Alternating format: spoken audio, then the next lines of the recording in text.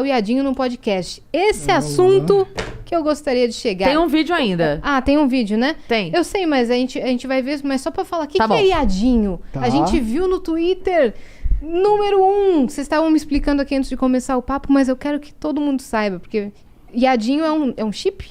É um chip. Mas ele é mais complexo do que só um chip, assim. Eu acho que dentro da criação, né, da tribo, aconteceram muitas coisas, né? E o que eu mais me orgulho é que quando eu comecei a fazer live, mas até um pouquinho antes, assim, né? Que eu até conto, né, no Flow e tudo mais, eu acho que quando eu tava num momento muito difícil, eu virei e falei assim, cara, o que eu tenho para oferecer, né? E o que sobrou, o que eu tenho é a história, né? O que eu tenho é o meu apelido, que é mais forte que meu nome, do universo gaulês, e dentro disso existiam vários valores que eu falei assim, cara, eu posso colocar a voz da consciência e colocar esses valores em práticas. E aí foi começando a ter a construção da tribo. E tudo dentro disso rolou sempre muito organicamente. Então, por exemplo, você perguntou da NBA, você perguntou das coisas que vão acontecendo. Hoje a pessoa que cuida de toda a marca gaulês e que sempre, né, a pessoa que cuidou das coisas junto comigo é um menino que tinha 17 anos em 2018, hoje não tem acho que nem 20 anos, e quando tava 10 pessoas no chat lá acompanhando as primeiras lives, ele entrou na live e falou assim, porra, posso ser seu moderador? Eu falei, mas essa live não tem moderador, tem 10 pessoas assistindo, eu mesmo posso moderar. Aí ele virou e falou, mas essa live vai ser a maior do mundo. E aí eu virei e falei assim, cara, então você é bem-vindo, você vai ser o meu primeiro moderador, o Brecht, né? Caralho, que louco, velho. Quando eu virei e falei assim, eu não tenho os direitos de transmissão para transmitir nada. Eu não consigo transmitir um grande campeonato, eu não consigo transmitir a NBA, eu não consigo transmitir nada. Já era uma vontade sua? Já era uma vontade de fazer. Quando eu comecei a olhar as transmissões que tinha na época, eu olhei e falei assim, eu não estou assistindo algo que eu gostaria de consumir. Então eu posso ficar reclamando disso, ou eu posso tentar criar algo que gostaria de consumir. E aí eu parti para esse segundo ponto de virar e falar assim, cara, eu preciso criar alguma coisa que seja acessível para mim. E aí eu virei e falei assim, mano, existe os melhores jogadores eu não consigo transmitir, mas os piores eu acho que eu consigo. E aí eu virei no chat e falei assim, cara, eu quero fazer a rinha dos pratas. Então eu quero transmitir partidas do pior jogador possível e transformar nisso num conteúdo legal. E aí no chat, de todas as pessoas que tinham no chat, eu vi um que o nick dele era Viadinho, e ele escreveu lá tal, eu falei assim, cara, é você, né? E aí eu selecionei ele dentro de vários lá, que já na época a stream já estava até com números legais, e aí eu comecei a fazer as rinhas de prata com o Viadinho. E aí esse menino, eu não sabia o que acontecia, porque ele jogava super mal, acontecia as piores coisas com ele dentro da partida, ou ele errava tudo, as pessoas brincavam achando até que, pô, isso é o quê? É um ator contratado? Não é possível que a pessoa tá fazendo isso. E aí aconteceu que eu virava e falava assim, mano, quando eu fazia a transmissão de algumas partidas que eu conseguia, né, seja de um campeonato que tinha os direitos de transmissão livre, seja de alguma coisa, como eu tinha um contato com os jogadores, eu falava assim, mano, eu vou fazer a entrevista pós-jogo que pode ser algo que vai agregar na minha transmissão. Sim. E aí eu ligava pro jogador que tinha acabado de ganhar e trocava uma ideia com ele. E aí quando eu trazia a rinha de prata, o pessoal falava, entrevista o Viadinho, entrevista o Viadinho, entrevista, e eu falava assim, cara, vou tentar. E aí eu mandava uma mensagem pra ele e falava, mano, não tenho microfone, eu não tenho fone, não dá pra eu falar. E eu fazia a entrevista dele por chat. E o pessoal falava, então dá o fone pra ele, a gente junta, vamos dar o fone pra ele. Ele falava, mano, não quero fone. Tipo, tá tudo bem. E aí foi passando. Um belo dia, ele virou e falou assim, cara, vai ter a live do Viadinho na Twitch. E ele criou o canal dele e fez, eu já falei algumas vezes, fez pra mim a melhor live de estreia na história de um canal da Twitch, pelo menos aqui do Brasil, eu nunca vi nada igual. Ele fez uma primeira live que foi, né, lembra? A gente sentou na sala e não acreditava o que a gente estava vendo. Era inacreditável. Era inacreditável. E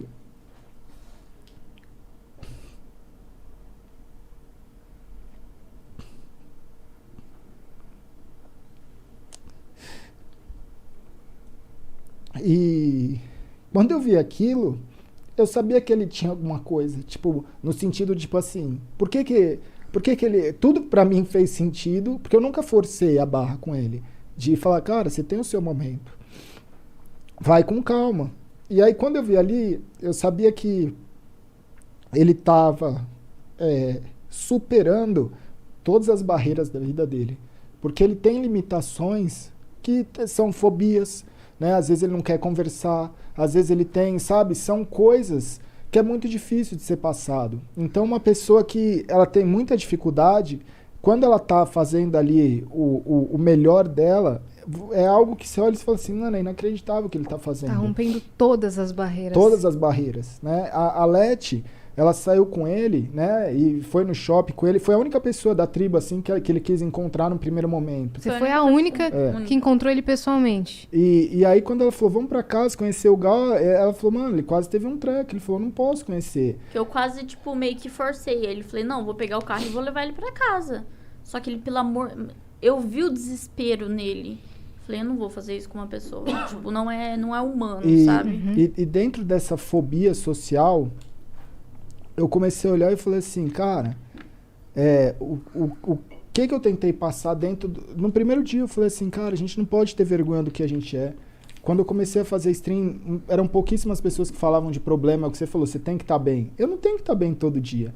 E quando eu fazia a stream mal mentalmente, as pessoas falavam, por que você está fazendo live? Eu falava, cara, porque eu não tenho opção.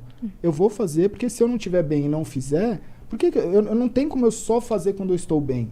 Né? Porque não existe, isso não é existe. desumano. A vida não é assim. E aí, o viadinho, ele foi banido. Aí a Twitch deu o nick pra ele, a gente chamou ele de Lindinho, né? Porque, e era engraçado porque ele falou assim, eu falei assim, mas por que viadinho? Ele falou assim, porque, cara, eu sei do preconceito que existe com todo o pessoal e eu quero justamente levantar essa bandeira e tal.